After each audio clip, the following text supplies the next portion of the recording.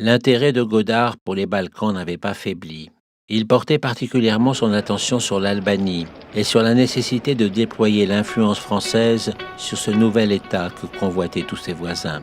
C'est ainsi qu'il obtint de signer une convention avec l'homme fort d'un pays encore en plein désordre, le ministre Ahmed Zogou, pour définir plusieurs zones où la mission archéologique française pourrait travailler. Et c'est à moi qu'il confia un tel chantier. Je commençai par Durrës, la porte d'entrée maritime de l'Albanie, qui avait connu un grand éclat durant toute l'Antiquité gréco-romaine jusqu'à l'effondrement de l'Empire byzantin. Hélas, la ville avait beaucoup souffert d'un flux permanent d'invasions, détruite et reconstruite à plusieurs reprises. Durrës était très difficile à fouiller.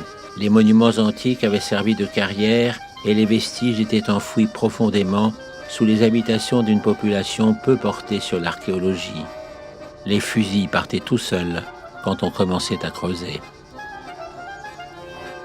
La ville antique avait cependant fait l'objet d'une première série de relevés par le savant Léon Euzé, dépêché en Albanie par Napoléon III, et par le professeur Gilles Héron, archéologue suisse de l'école d'Athènes, ainsi que par plusieurs chercheurs autrichiens à l'époque où l'Albanie était l'un des champs de bataille de la Grande Guerre.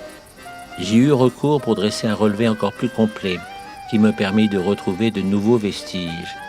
Mais la situation générale du pays était encore trop chaotique, et je décidai de trouver un chantier vierge de construction à l'abri des conflits armés.